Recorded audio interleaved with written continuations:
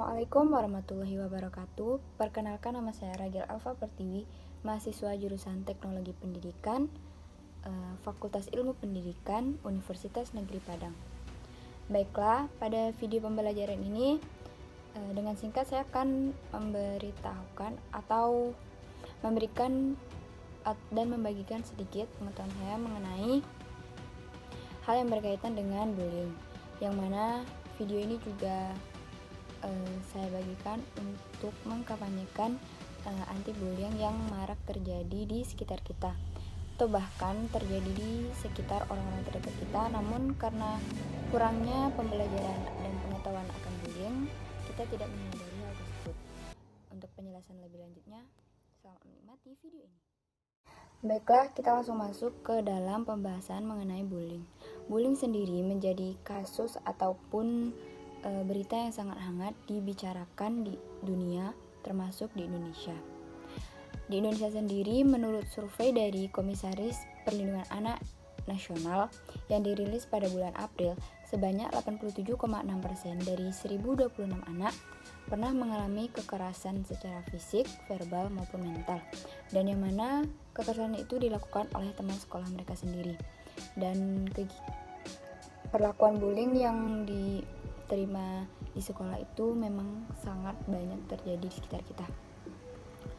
Dan adapun kasus bullying yang terjadi di sekolah tingkat SMA, di mana 86% memiliki sikap yang cenderung setuju terhadap perilaku bullying itu sendiri, karena mereka berpikir bahwa itu adalah masalah pribadi mereka, dan kebanyakan orang yang melihat aksi tersebut tidak ikut menolong si korban karena kurangnya pengetahuan yang akan terjadi nantinya kepada si korban. Padahal menurut Andi Priyatna dalam bukunya yaitu Let's End Bullying diterbitkan tahun 2010, cara yang paling efektif adalah memberikan pembekalan pada orang yang menjadi penonton ataupun saksi bullying. Meskipun upaya mengubah niat baik menjadi niat yang lebih baik lagi itu tuh cukup sulit, tetapi hasilnya akan lebih menjanjikan bila dibandingkan kita harus mengubah perilaku si pelaku pembuli itu tadi. Karena banyak kasus bullying di dunia pendidikan yang terjadi di Indonesia dan belum banyak masyarakat yang serius dalam menanggapinya, adalah kurangnya pengetahuan mereka akan bullying itu sendiri. Maka dengan itu diperlukan kampanye secara bersama-sama dalam bentuk sosial yang bisa mendorong masyarakat agar lebih peduli terhadap segala bentuk tindakan intimidasi di lingkungan pendidikan. Dan menurut saya tidak cukup sampai di situ, masyarakat juga harus memiliki dorongan di dalam diri mereka untuk ikut berperan serta dalam mencegah terjadinya kasus bullying di sekitarnya. Yaitu selanjutnya saya akan membahas mengenai masa remaja, yaitu masa remaja yang dilalui oleh anak-anak semestinya menjadi masa untuk mencari jati diri mereka, yang mereka akan cenderung meniru perilaku orang lain yang orang lain tunjukkan kepada mereka. Kalau misalnya perilaku yang mereka lihat itu baik, bisa oke-oke saja.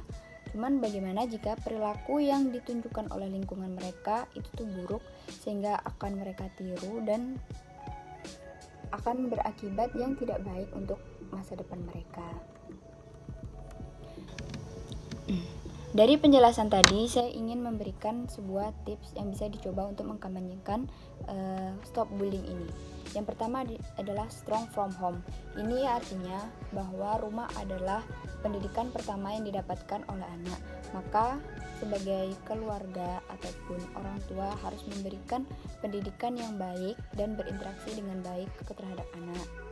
Yang kedua yaitu mengajarkan anak untuk memilih dan mendapatkan pergaulan yang baik, karena pergaulan itu sangat berpengaruh besar terhadap perilaku anak nantinya.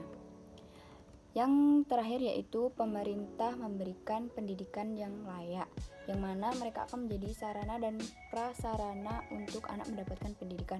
Oleh karena itu, semakin baik fasilitas pendidikan diberikan, maka semakin baik pula hasil dari perilaku yang anak tunjukkan. Baiklah, dari sini dapat saya simpulkan bahwa kasus bullying ini tidak hanya menjadi